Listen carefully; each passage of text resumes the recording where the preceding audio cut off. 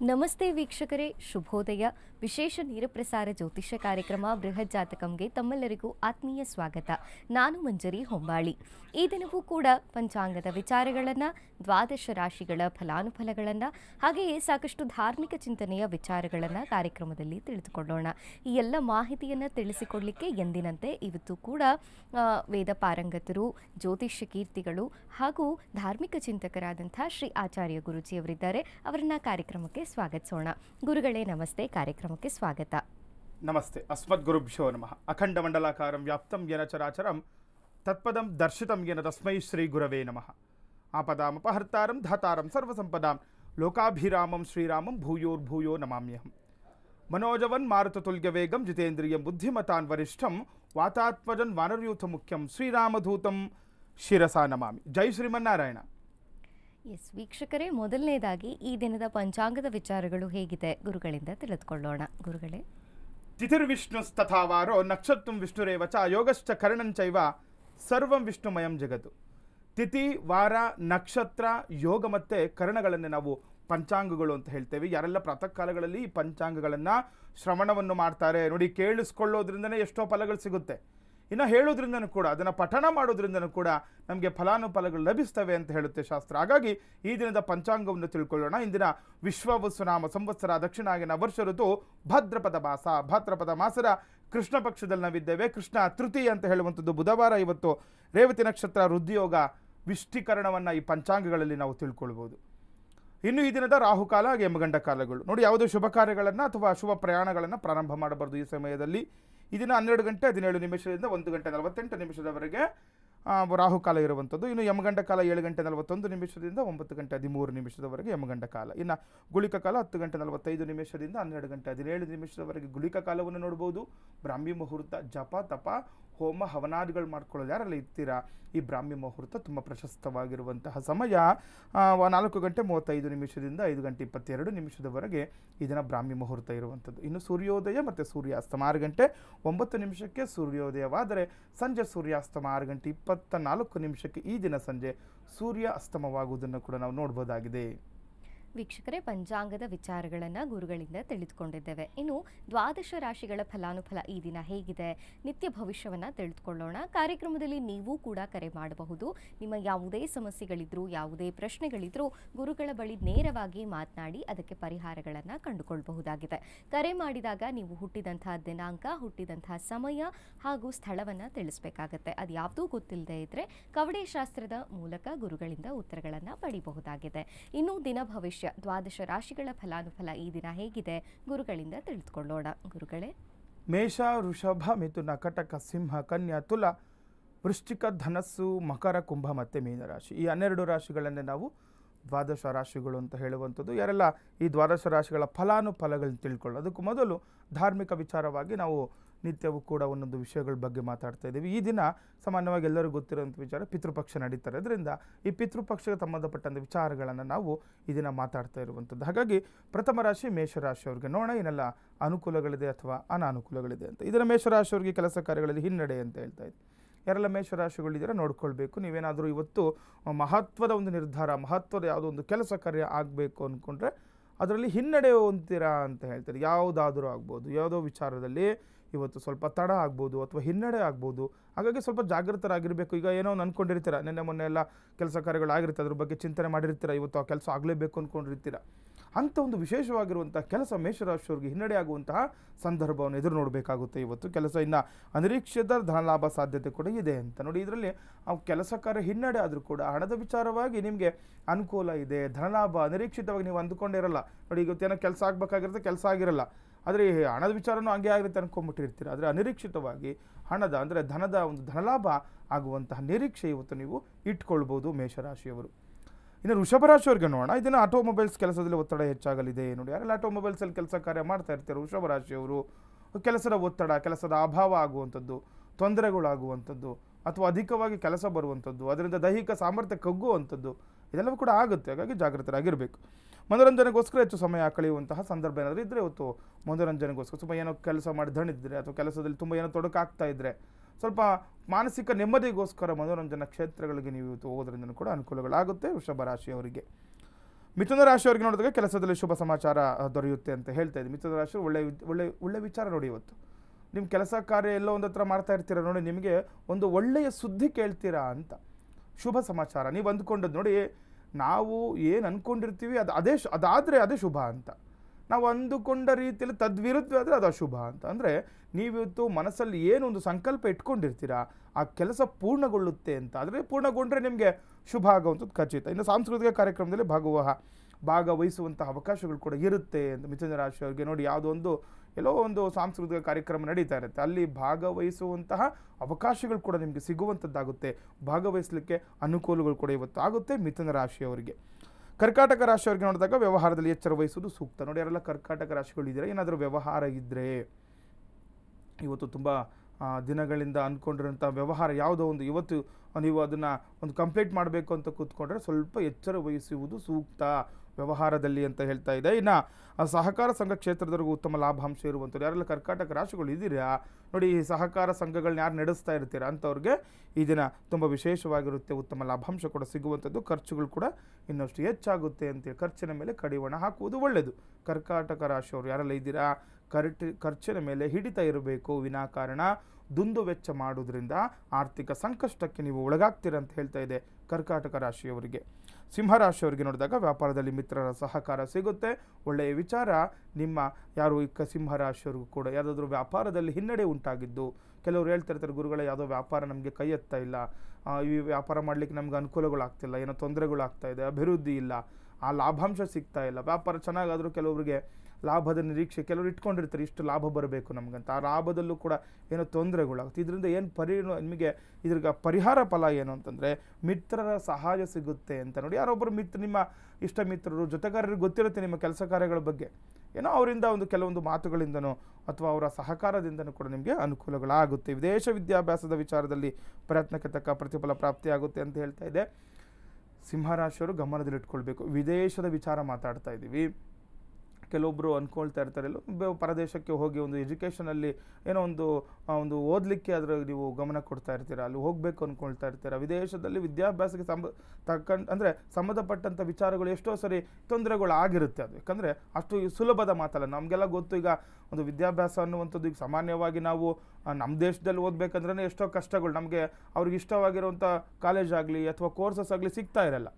ಆದರೆ ಅದು ವಿದೇಶದಲ್ಲಿ ನೀವು ಹೋಗಿ ಒಂದು ವಿದ್ಯಾಭ್ಯಾಸ ಮಾಡಬೇಕಂದ್ರೆ ಅದು ಇನ್ನೂ ಸ್ವಲ್ಪ ಕಷ್ಟಕರವಾಗಿರುವಂತಹ ಸಂದರ್ಭಗಳನ್ನು ನೀವು ಎದುರಿಸಬೇಕಾಗುತ್ತೆ. ಆದರೆ ಇವತ್ತು ಸಿಂಹರಾಶಿಯವರಿಗೆ ನೀವು ಪ್ರಯತ್ನ ಪಟ್ಟರೆ, ಕೆಲವೊಬ್ಬರು ತುಂಬ ಸರಿ ಪ್ರಯತ್ನ ಪಟ್ಟು ಸುಮ್ಮನಾಗ್ಬಿಟ್ಟಿರ್ತೀರ. ಅಂದರೆ ಇವತ್ತು ನೋಡಿ, ನೀವು ಕೈ ಬಿಡಬಾರ್ದು, ಛಲ ಇರಬೇಕು. ಸಿಂಹರಾಶಿಯವರು ಯಾರೆಲ್ಲ ಇದ್ದೀರಾ, ಇವತ್ತು ಸ್ವಲ್ಪ ನೀವು ಪ್ರಯತ್ನ ಪಟ್ಟರೆ ಅದಕ್ಕೆ ತಕ್ಕಂತಹ ಪ್ರತಿಫಲಗಳನ್ನು ನೀವು ನಿರೀಕ್ಷೆ ಮಾಡ್ಬೋದು ಅಂತ.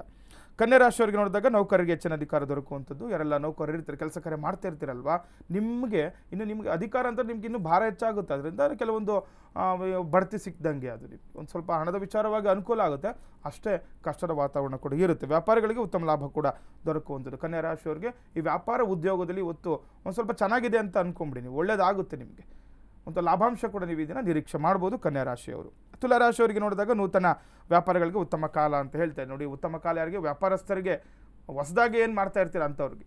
ಯಾರು ತುಲಾ ರಾಶಿಯವರು ಹೊಸದಾಗಿ ಏನೋ ಪ್ರಾರಂಭ ಮಾಡಿರ್ತೀರ, ಏನೋ ಒಂದು ವ್ಯಾಪಾರ ಬಿಸ್ನೆಸ್ ಪ್ರಾರಂಭ ಆಗಿರುತ್ತೆ, ನಿಮ್ಮದು ಬಿಸ್ನೆಸ್ ಸ್ಟಾರ್ಟ್ ಮಾಡಿರ್ತಾರೆ ನೀವು ಇವಾಗ, ಅಂಥವ್ರಿಗೆ ಒಳ್ಳೆಯ ದಿನಗಳನ್ನ ನೀವು ನೋಡ್ತೀರ. ಕೃಷಿಕರಿಗೆ ಹೆಚ್ಚಿನ ಲಾಭವಾಗಲಿದೆ, ಆರೋಗ್ಯದಲ್ಲಿ ಚೇತರಿಕೆ ಕೂಡ ಕಾಣುತ್ತೆ. ತುಲಾ ರಾಶಿ ನೋಡಿ, ಒಳ್ಳೆಯ ವಿಚಾರ. ಕೃಷಿಕರು ಯಾರಲ್ಲೇ ಇದ್ದೀರಾ ನಿಮಗೆ ಅನುಕೂಲ ಅಂತ ಹೇಳ್ತಾ ಇದೆ, ಲಾಭ ಆಗಿರಬಹುದು. ಇನ್ನು ಆರೋಗ್ಯದಲ್ಲಿ ಕೂಡ ಚೇತರಿಕೆ ಕಾಣುತ್ತೆ. ವೃಶ್ಚಿಕ ರಾಶಿಯವರಿಗೆ ನೋಡಿದಾಗ ಮನೆಯಲ್ಲಿ ಮಂಗಳ ಕಾರ್ಯಗಳು ನಡೆಯುತ್ತವೆ ಅಂತ ಹೇಳ್ತಾ ಇದೆ, ಒಳ್ಳೆ ವಿಚಾರ. ವೃಶ್ಚಿಕ ರಾಶಿಯವರಿಗೂ ಕೂಡ ಮಂಗಳ ಕಾರ್ಯಗಳ ವಿಚಾರ ನೋಡಿ, ಯಾವುದಾದ್ರೂ ಆಗ್ಬೋದು, ಮಂಗಳ ಶುಭ ಕಾರ್ಯ ಅಂತ ಹೇಳ್ತೀವಿ ನಾವು. ಮನೆಯಲ್ಲಿ ಶುಭ ಕಾರ್ಯಗಳ ಒಂದು ಸಿದ್ಧತೆ ಕೂಡ ಆಗುತ್ತೆ. ಮಾನಸಿಕ ನೆಮ್ಮದಿ ಕಳೆದುಕೊಳ್ಳುವ ಸಾಧ್ಯತೆ ಇದೆ. ಆದರೆ ನೋಡಿ, ಸ್ವಲ್ಪ ಕುಟುಂಬದವರೊಟ್ಟಿಗಿದ್ದಾಗ ಮನೇಲಿ ಯಾವುದೋ ಶುಭ ಕಾರ್ಯ ಆಗ್ತಾ ಇರುತ್ತೆ, ಕೆಲವರು ಏನೋ ಹೇಳ್ತಾರೆ ಅಥವಾ ನಿಮ್ಮಿಂದ ಏನೋ ತೊಂದರೆ ಆಗ್ಬೋದು, ಅಥವಾ ಏನೋ ಒಂದು ತೊಂದರೆಗಳು ಒಂದು ಕುಟುಂಬದ ಜೊತೆ ಇದ್ದಾಗ ಒಂದು ಶುಭ ಕಾರ್ಯ ನಡೀತಾ ಇತ್ತು ಅಂತಂದರೆ ಕೆಲವೊಂದು ದೃಷ್ಟಿಗಳಿಂದ ನೋಡಿ, ಈಗ ಯಾರೋ ಒಬ್ಬರು ಅವ್ರ ಮನೇಲಿ ಏನೋ ಈ ಥರ ಶುಭ ಕಾರ್ಯ ಆಗ್ತಾ ಇದ್ದಪ್ಪ, ಯಾವುದೋ ಮದುವೆಗೆ ನೋಡ್ತಾ ಇದ್ದಾರೆ ಅಥವಾ ಯಾವುದೋ ಒಂದು ಏನೋ ಕೆಲಸ ಆಗ್ತಾ ಇದೆ ಅಂದಾಗ ಸ್ವಲ್ಪ ದೃಷ್ಟಿಗಳು ಬರೋದಂತೂ ಸರ್ವೇ ಸಾಮಾನ್ಯ. ಇದರಿಂದ ಕೆಲವೊಂದು ಪ್ರೇರೇಪಿಸಲ್ಪಟ್ಟು ಏನಾಗುತ್ತೆ, ಕೆಲವೊಂದು ಮನೆಯಲ್ಲಿ ಒಂದು ಬಿಗುಡಿನ ವಾತಾವರಣ ಕೂಡ ಸೃಷ್ಟಿಯಾಗುವಂಥದ್ದು ಇರುತ್ತೆ. ಹಾಗಾಗಿ ನೆಮ್ಮದಿ ಕಳ್ಕೊಳ್ತಾರೆ. ಹಾಗಾಗಿ ಸ್ವಲ್ಪ ಜಾಗೃತರಾಗಿರಬೇಕು ವೃಶ್ಚಿಕ ರಾಶಿಯವರು. ಧನುರಾಶಿಯವರಿಗೆ ನೋಡಿದಾಗ ಆಸ್ತಿ ವಿಷಯದಲ್ಲಿ ಎಚ್ಚರ ವಹಿಸುವ ಸೂಕ್ತ. ಧನುರಾಶಿಯವರು ಗಮನದಲ್ಲಿ ಇಟ್ಕೊಳ್ಳಿ. ಆಸ್ತಿ ವಿಚಾರ ತುಂಬ ಒಂದು ವಿಶೇಷವಾಗಿರುವಂಥ ಮಾಹಿತಿ ಇದೆ. ಏನಾದರೂ ಆಸ್ತಿ ವಿಚಾರವಿದ್ದೋ ಆಸ್ತಿ ಹಂಚಿಕೆ ವಿಚಾರ ಅಂತ ಇದ್ದರೆ ಸ್ವಲ್ಪ, ಯಾಕಂದರೆ ಪಿತೃದ್ದು ಪಕ್ಷ ನಡೀತಾರೆ, ಇದನ್ನು ಪಿತೃಗಳ ಆಶೀರ್ವಾದ ಇರಲ್ಲ ನಿಮಗೆ, ಹಾಗಾಗಿ ತೊಂದರೆಗಳು ಕೂಡ ಆಗ್ಬೋದು. ಸ್ವಲ್ಪ ಜಾಗ್ರತೆ ವಹಿಸಿ ಇವತ್ತು ನೀವೇನಾದರೂ ಆಸ್ತಿ ವಿಚಾರದಲ್ಲಿ. ಆರ್ಥಿಕ ಕೊರತೆ ನೀಗೋದ್ರಿಂದ ನೆಮ್ಮದಿ ದೊರಕುತ್ತೆ. ಧನುರಾಶಿಯವರಿಗೆ ಒಂದು ಹಣದ ವಿಚಾರವಾಗಿ ಅನುಕೂಲ ಕೂಡ ಇರುವಂಥದ್ದು. ಮಕರ ರಾಶಿಯವರಿಗೆ ನೋಡಿದಾಗ ಸ್ವಂತ ವ್ಯಾಪಾರದಲ್ಲಿ ಅಭಿವೃದ್ಧಿ ಅಂತ ಹೇಳಿ ವಸ್ತುಗಳು ಕಳವಾಗೋ ಸಾಧ್ಯತೆ ಹೆಚ್ಚಿದೆ. ಇವತ್ತು ಹಣಕಾಸಿನ ವಿಚಾರದಲ್ಲಿ ಎಚ್ಚರಿಕೆ ಇರಬೇಕು. ನೋಡಿ, ಸ್ವಂತ ವ್ಯಾಪಾರದಲ್ಲಿ ಅಭಿವೃದ್ಧಿ ಇದೆ ನಿಮಗೆ, ಆದರೆ ಈ ಹಣಕಾಸಿನ ವಿಚಾರದಲ್ಲಿ ಅಥವಾ ವಸ್ತುಗಳ ವಿಚಾರದಲ್ಲಿ ತುಂಬ ಜಾಗೃತರಾಗಿರಬೇಕು. ಕಳುವಾಗುವಂಥ ನಿರೀಕ್ಷೆ ಕೂಡ ಇದೆ ಮಕರ ರಾಶಿಯವರಿಗೆ. ಕುಂಭರಾಶಿಯವರಿಗೆ ನೋಡಿದಾಗ ಹಿರಿಯರ ಭೇಟಿಯಿಂದ ನೆಮ್ಮದಿ ಪ್ರಾಪ್ತಿಯಾಗುತ್ತೆ. ಹಿರಿಯರಿಂದ ಒಂದು ಆಶೀರ್ವಾದ ಪಡ್ಕೊಳ್ಳಿ, ಅನುಕೂಲ ಕೂಡ ಇದೆ.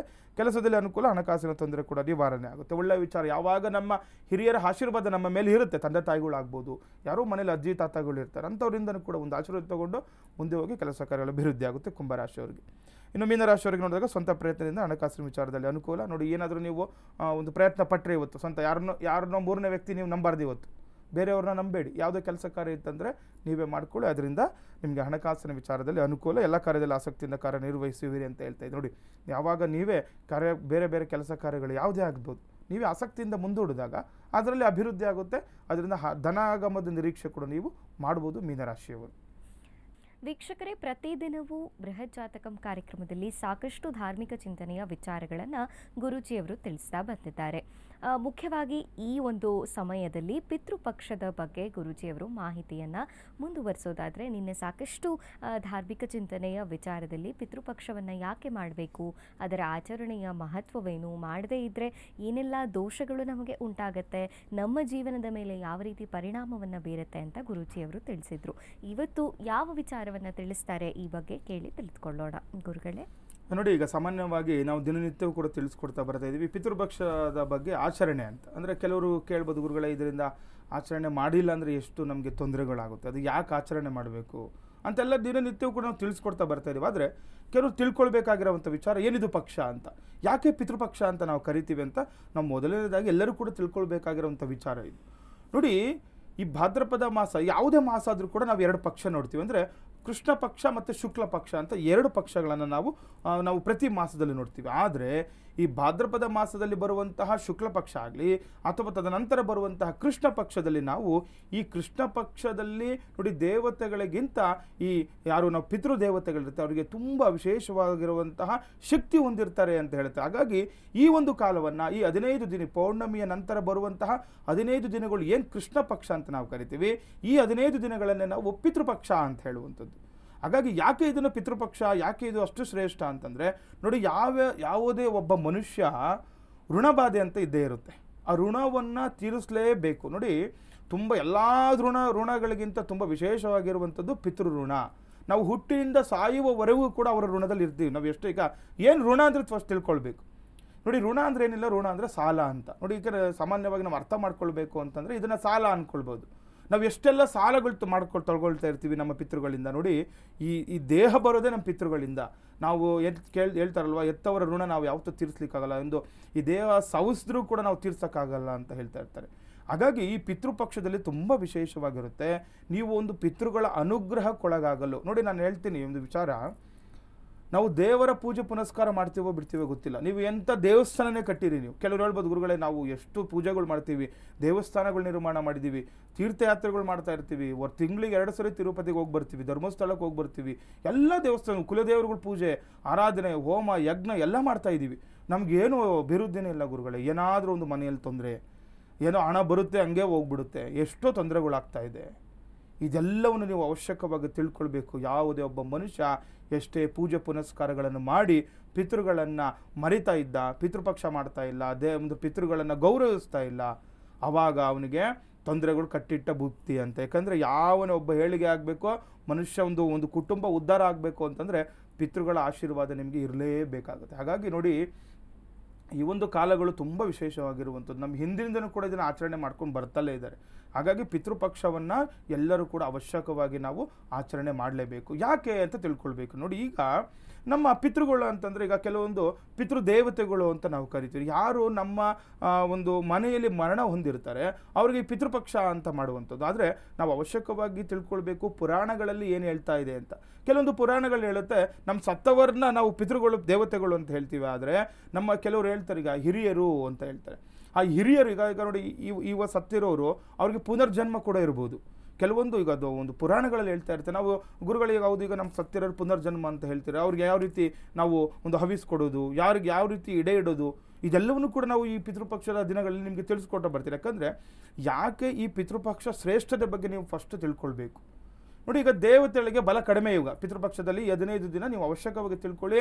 ಯಾರು ದೇವರ ಪೂಜೆ ಪುನಸ್ಕಾರ ಮಾಡಲ್ಲ. ನೋಡಿ, ಎಲ್ಲೂ ನಿಮಗೆ ಯಾವುದೇ ಯಜ್ಞ ಯಾಗಾದಿಗಳು ನಡೀತಾ ಇರಲ್ಲ ಇವಾಗ, ಯಾವುದೇ ಪ್ರತಿಷ್ಠಾಪನೆಗಳು ನಡೀತಾ ಇರಲ್ಲ ಇವಾಗ, ಯಾವುದೇ ಪೂಜೆ ಪುನಸ್ಕಾರಗಳು ನಡೀತಾ ಇರಲ್ಲ.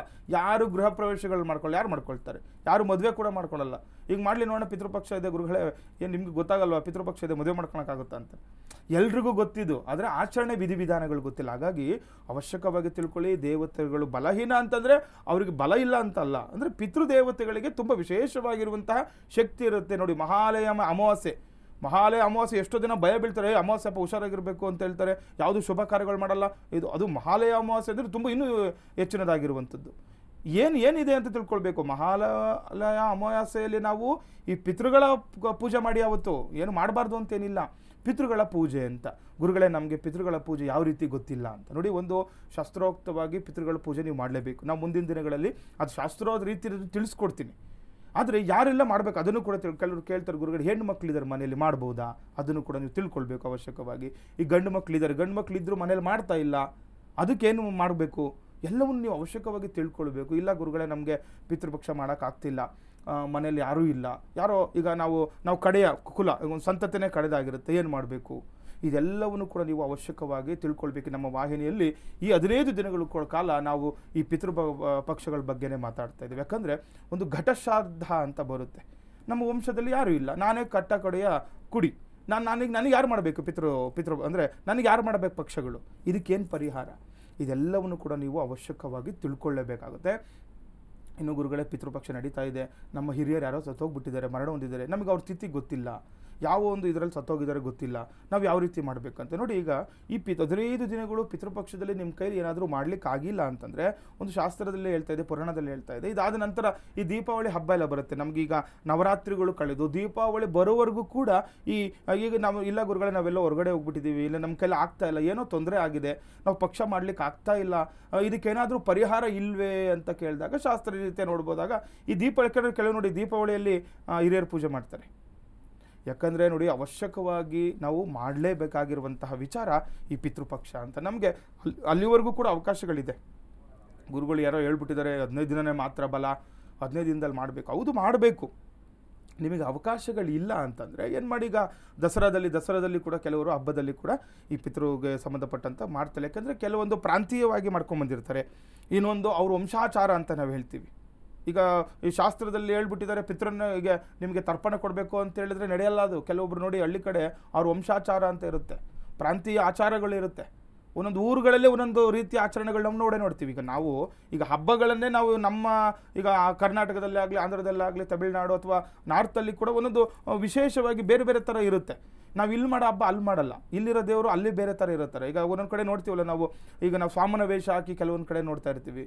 ಅದೇ ನಾವು ಈಗ ದಕ್ಷಿಣ ಕನ್ನಡ ಹೋದರೆ ಅಲ್ಲಿ ಬೇರೆ ಥರ ಗುಳಿಕ ಅದು ಇದು ನಾವು ನೋಡ್ತಾ ಇರ್ತೀವಲ್ಲ.